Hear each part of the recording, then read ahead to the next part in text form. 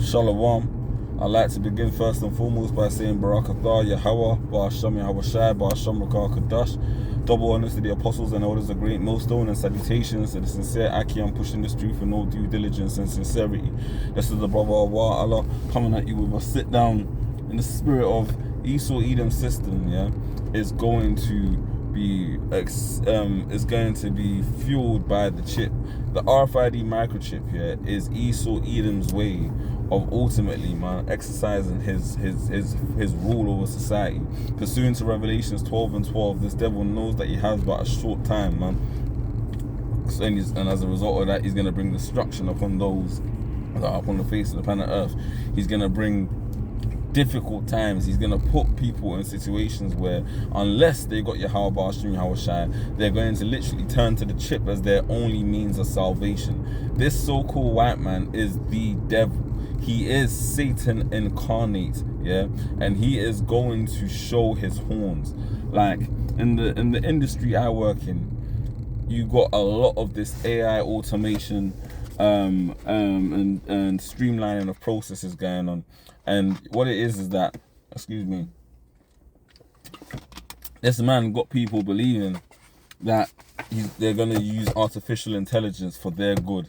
That, you know, their jobs are going to be, yeah, in the beginning, yes, their jobs will be enhanced by the AI, but they simply believe that they're going to literally still remain in work, and the AI is just going to remain an additional help tool to support them in doing their roles. Where in actuality, this man is creating technology and learning and language learning models and self-driving vehicles and in the forms of trains and cars, and, you know, automating various different industries, including manufacturing, farming, etc., because he wants a situation where pretty much everyone is dependent on the state, man. You literally receive your universal basic income, you own nothing and are happy, man. You know, and your rations come through a form of digital currency through the chip. You see, the scripture in Revelations, the 13th chapter and the 16th verse literally reads, "He causeth all, both small and great, rich and poor, free and bond, to receive a mark in their right hand or in their foreheads, and that no man buy or sell, save he that had the mark, or the number of or the name of the beast, or the number of his name." Now, what you gotta understand is, this man is going to cause everybody to take the C hit. Absolutely everybody. You see, when the CV happened, yeah, and then for that 3-year period, they were pushing the death note. Let's call it that. They were pushing the death note. You know what I'm talking about, the juice. They were pushing the death note, talking about, yeah, like, you know, if you want to be able to go on flights, if you want to be able to take trips on holiday, if you want to be able to see your family and then be in the vicinity of other people, you must take the, you know what, the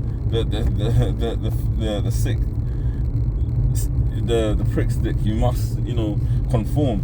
But what it is like, eventually things went back to normal and they wound things down, because that was just a trial run. That was a dry run for what's coming. There's going to be more plan Ds, there's going to be more false flags, there's going to be more cyber attacks on banks like there was here on a British bank here in the UK, because these devils have an agenda, and their agenda ultimately, man, is to cause everybody, yeah, to have to accept that chip, man. That is going to be the only means of payment. And I see it within the financial services sector and the logistics sector and also manufacturing. And there's many other sectors to follow. Because you see, a lot of the banks, for example, right now are transitioning away from the old system of hiring senior leadership for customer-facing roles or team management roles, where you might be a second layer of defense, meaning that you're one layer away from being customer-facing, and you're maybe managing a team of customer-facing agents or managing telephone staff. Like, a lot of those roles are getting pulled away, where somebody could leave school, no qualifications, start as a data center call handler, and then build a career up and then become a team leader of some sort. So where, you know, individuals could be like branch managers, regional managers, all of those things are going away, and what they're getting replaced with is proposition delivery type roles, project management roles of implementation of software as a service, or automating a process that used to be delivered by about a team of 300 strong, and they're not only automating processes, they're also hiring new roles, quite very senior roles for redundancy people that manage redundancies to come in on secondments and literally, man, rip things to shreds, man, and start pulling roles away from people where the manpower is no longer needed, because this devil is ultimately, man, purposefully crumbling society.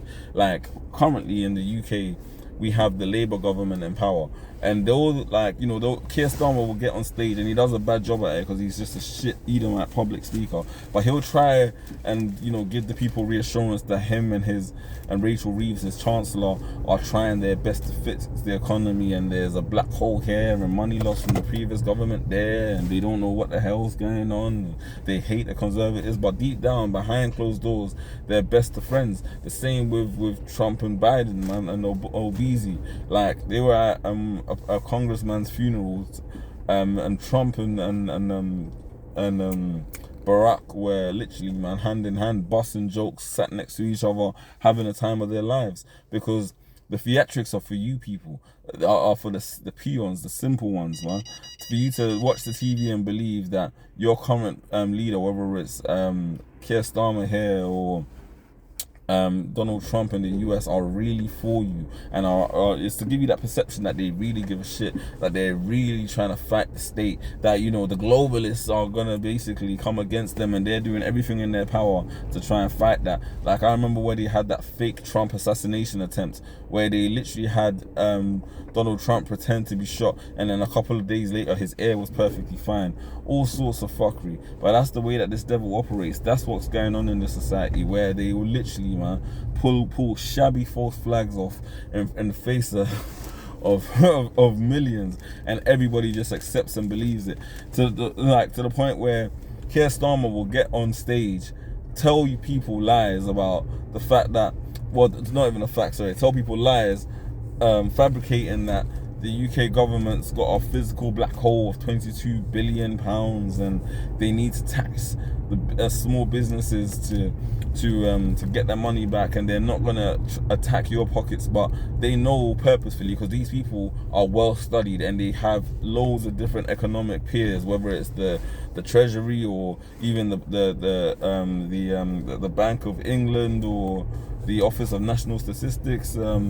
There's numerous different Office of Budget Responsibility. There's numerous different bodies in the UK where if they really wanted to get things correct, they would do it. But they get on stage and then they give you words smoother than butter, as is written in Psalms, but war is in their heart. It's purposely to destroy you, but give you the false belief that they're for you, man. And that's why, in Sirach, I believe it's the 12th chapter, says, never trust thine enemy, man, for like as iron rusteth, so is his wickedness. Meaning that the same way iron is eventually going to oxidize, the same way my favorite BMX bike went from being red to black after about 6-7 years of having it, yeah. Esau Edom especially, and really anyone that's wicked is going to show their true colors eventually. It's just a matter of time, man. You know, a snake is always going to eventually bite you, man. And like it says in the scriptures, also in the Apocrypha, who shall pity a snake charmer?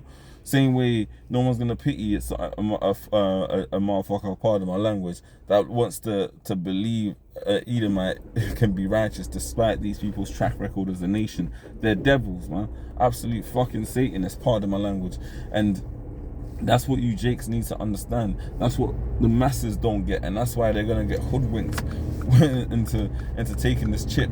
The agenda is to destroy the economy so bad that people have no other option but just servitude and the chip, unless Yahweh shall be with you, man. And that's what these devils are doing. They're literally crumbling the economy before you on purpose, man. And brothers are out here warning Jake, you know, from the apostles on down, the members of GMS, man, and you know, you've got a few other camps out there, but the apostles are the main ones that are doing it, are warning you, this man is going to crash this economy.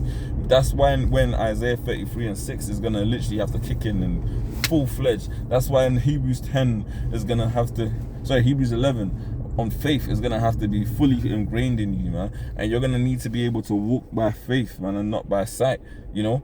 You're going to have to literally have the type of faith where Gideon had, where he told the Lord, where Gideon was worried, man, when the Lord was trimming down his army. He said, Lord, I'm gonna put this. It was he put, was it a cloth or rag or whatever, but he put it down on the floor and said in one element, make the cloth wet and the ground dry, and he rang a bucket of water out of it. Then he flipped it on the Lord and said, Baba Kashar, don't be angry at your servant, but one more thing, Lord, make the ground wet and the cloth dry. The following day the Lord did it and showed him many miracles, whether it be Marshal Moses with the water from the rock, even when the Lord dealt with him on Mount Sinai, whether it be Shadrach, Meshach and Abednego in the fiery flame, whether it be Daniel and the lions, then literally, man, and with Habakkuk being transported over to give him food and comfort, man. You gotta understand that the Lord has come through for his men before, and he will come through for us. We be those men. And we don't know if we're of the elect for sure. We know we've been called, and we hope we've been chosen. All we can do is continue in this work, man, and hope that we've done all to stand in that day. But I told you this chip, man, is going to come out. We are going to be tested in the hour of temptation, man. Time of Jacob's trouble. We are going to be tested, and the Lord is going to see where your bottle is. But the thing to remember is, yes, Esau Edom is going to bring this chip out. Yes, it's going to get more financially difficult, but guess what? It's the Most High will. Ultimately, Deuteronomy 32:39 tells you, he kills, he makes alive, he wounds and he heals, and there is none that can deliver out of his hand. And ultimately, even with the chip, it's Yahweh Shemi and Hawashai's chip. How about that? Esau Edom don't own the chip. You want to talk about intellectual property? The intellectual property is the Lord's, man, and he's the one that's going to declare how that chip, who takes that chip and who doesn't, man. So pray to the Lord that he puts a fervent spirit on you where you refuse that shit. Even if you gotta die, man, the Lord ultimately, man, is gonna be able to deliver you even from death, man, because he has power over that, man. He has power over the spirit, man. One thing that Esau Edom definitely doesn't have. So keep the faith, Akiam. Continue in what we've learned. And hey, man, give all praises, man, to Yahweh Shemi Hawashai always for his mercies. I'm at my destination now, but I hope that lesson's been edifying. Until the next time, Shalom. Kwame Ashala.